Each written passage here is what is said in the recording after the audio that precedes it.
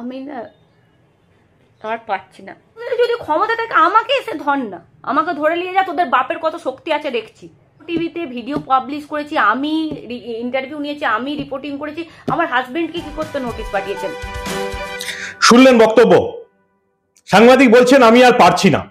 চেনেন নিশ্চয়ই আপনারা, অত্যন্ত চেনা ফেস, আপনাদের চেনা মুখ, রোজিনা রহমান, যে সরকারের বিরুদ্ধে মুখ খুলে সরকারকেও কিন্তু ছেড়ে কথা বলে না।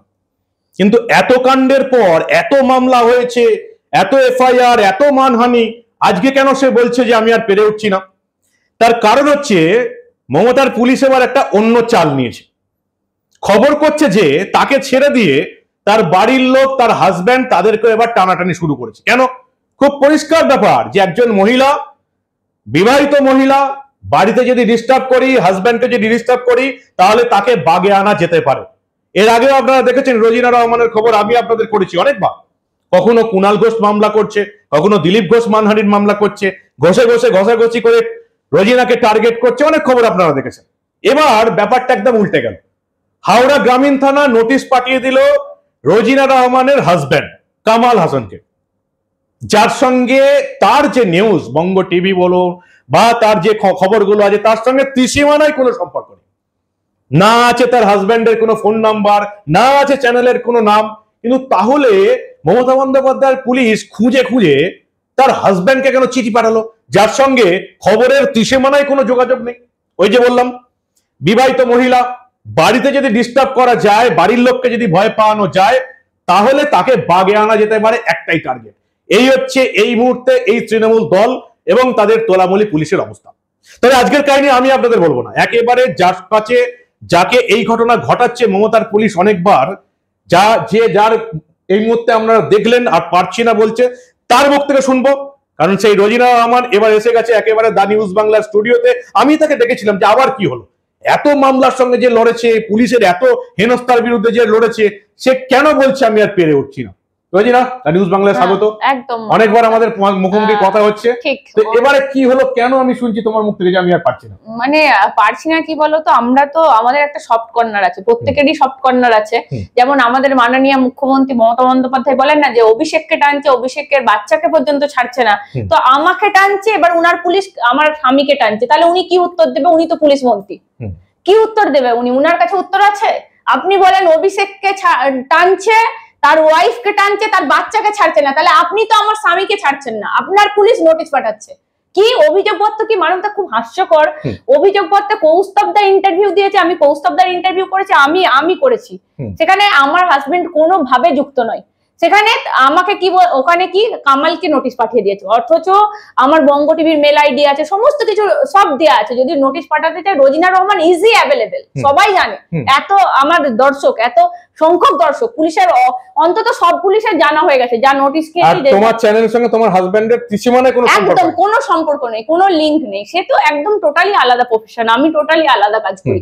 তো সেক্ষেত্রে কেন মানে ওই যে মমতা বন্দ্যোপাধ্যায়ের নীতি, মমতা বন্দ্যোপাধ্যায় হয়তো এটাই ফলো করছে যে আমি বলবো কিন্তু করবো, কিন্তু আমার পুলিশ যে কাজটা করবে সেটা আমি আগে থেকে নিশানা করে দেবো। মানে সেইভাবেই হয়তো আমাকে তো তুমি দেখেছো, আমাকে হাইকোর্টে মারা, হেনস্থা করা, মানসিক নিগ্রহ, মানে ক্রমাগত আমাকে সবকিছু করে ওরা শেষ করে দিয়েছে। এবার আমার পরিবারে হাত দিয়েছে। দেখবে পরিবার মানুষের সফট কর্নার, আমি যেটা বললাম। তো আমি যখন আমার স্বামীকে টানা হচ্ছে, তো সেখানে তো তার মানের ব্যাপার আছে, সেখানে তো তার একটা সম্মানের ব্যাপার আছে। কেন তাকে টানা হবে? যে রোজিনাকে ডাকো, রোজিনাকে ডেকে ও মেয়েকে দমানো যাবে না, কারণ ও যা সাহসী, ও কিছু মানে ওকে দমানো যাবে না কোনোভাবে। ওর হাজবেন্ডকে ডাকো, ডেকে থ্রেট দেবো তোমার ওয়াইফের সাথে। তোমার চ্যানেলে এক্স্যাক্টলি কি বলেছিল, মানে কি সম্বন্ধে বলেছিল? মানে যখন প্রধানমন্ত্রীর ওয়াইফকে নিয়ে মমতা বন্দ্যোপাধ্যায় মন্তব্য করেছিল আপনার বউ কেন চলে গেছে, তার পরিপ্রেক্ষিতে উনি দীপক ঘোষের বই নিয়ে কিছু কথা বলেছিলেন। সে রেফারেন্স কিন্তু দীপক ঘোষের বইকে টেনে বলেছিলেন। তো সেখানে বক্তার বক্তব্যের দায় সম্পূর্ণ তার নিজের বলে আমি তাকে উল্টে কিন্তু অনেক ক্রস কোশ্চেন করেছি, কিন্তু তাও মানে আমার স্বামীকে নোটিশ পাঠিয়ে দিয়েছে।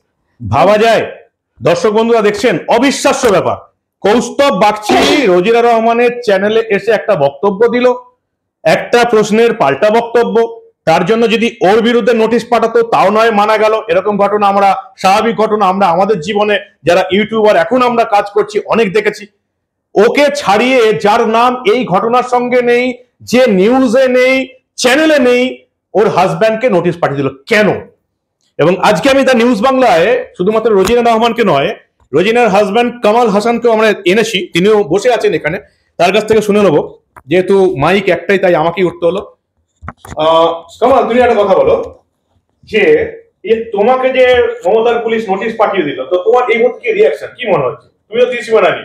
একটা জিনিস দেখুন, মানে বঙ্গ টিভিটা সম্পূর্ণরূপে আমার ওয়াইফ ও চালাই, ও ওর মতো করে টিম নিয়ে কাজ করে, ও ওর মতো করে সেটাকে কন্টিনিউ করে কাজ করে, যে যা করছে করে।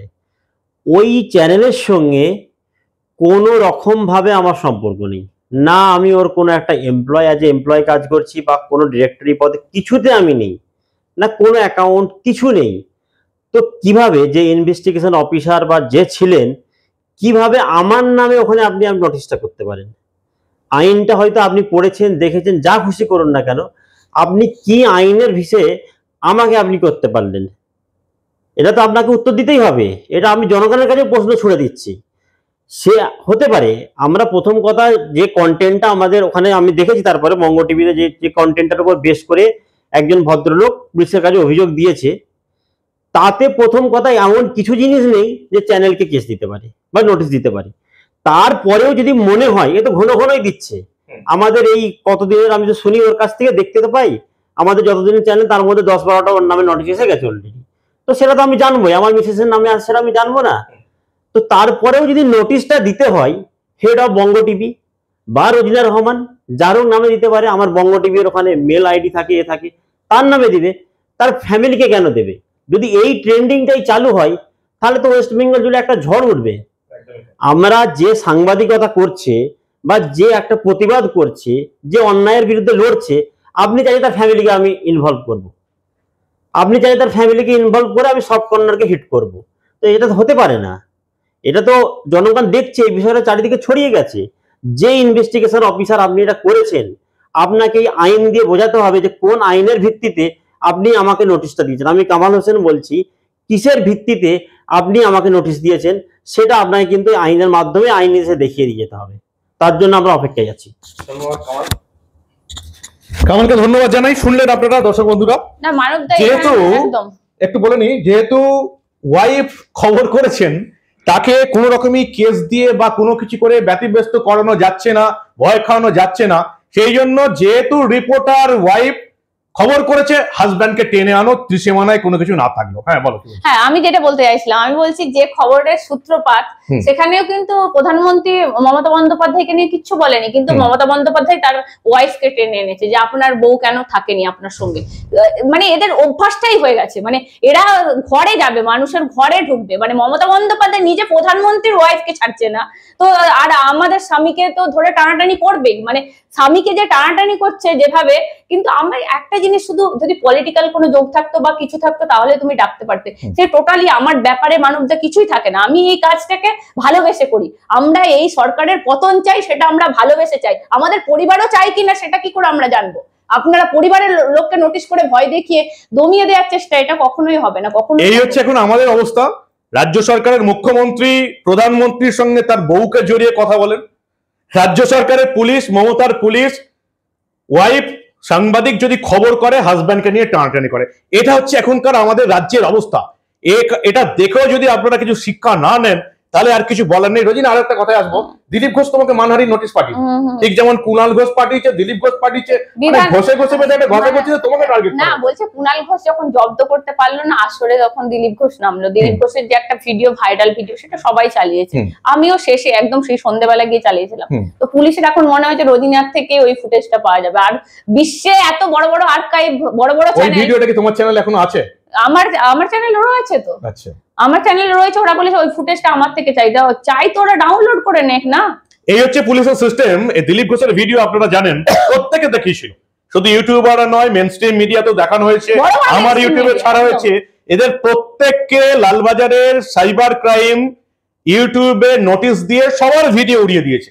শুধুমাত্র রোজিনা রহমানের পেজে ভিডিওটা রয়ে গেল, ওর বঙ্গ টিভিতে ভিডিওটা রয়ে গেল, এবং এখন দিলীপ ঘোষ ওর বিরুদ্ধে মানহানির মামলা করেছে। কুণাল ঘোষ, দিলীপ ঘোষ ভালোই আছে। দিলীপ ঘোষের নিজের সোশ্যাল মিডিয়া পেজে পিসি ভাইপোর বিরুদ্ধে একটাও খবর নেই। আমরা যতটুকু খবর করি দিলীপ ঘোষের পেজে একটাও পিসি ভাইপো সম্পর্কে দেখতে পাবেন না, কারণ অভিষেক বন্দ্যোপাধ্যায় এবং মমতা বন্দ্যোপাধ্যায় সম্পর্কে দিলীপ ঘোষের বলার কোনো সাহসই নেই। কেন বলতে পারেন না সেটাও নিশ্চয়ই আপনারা আইডিয়া না। উনি বলেছেন একটা সম্প্রতি তুমি সাক্ষাৎকার দেখবে মানবদা, উনি বলেছেন যে আমরা নাকি পেটের ভাতের জন্য করি। আমি বলছি পেটের ভাতের জন্য হলে আমাদের কোয়ালিফিকেশন সবার অনেক আছে, মানে আমরা যদি পেটের ভাত মানে শুধু ভাত খাবো, পেটের ভাতের জন্য দিলীপ ঘোষ নেতাগিরি করে, সেটা বলেছে। কুণাল ঘোষ তো এরকম বলে যে কুণাল ঘোষ মমতাকে চোর বলেছিল, সেই তো আবার কুণাল মমতাকে সাপোর্ট বলছে পেটের ভাতের জন্য করি। আমি বলছি আমরা যে কজন ইউটিউবে এখন কাজ করছি তাদের যে কোয়ালিফিকেশন আছে তারা না পেটের ভাত জোগাড় করার জন্য যদি হতো তাহলে অনেক কিছু করতে পারতো।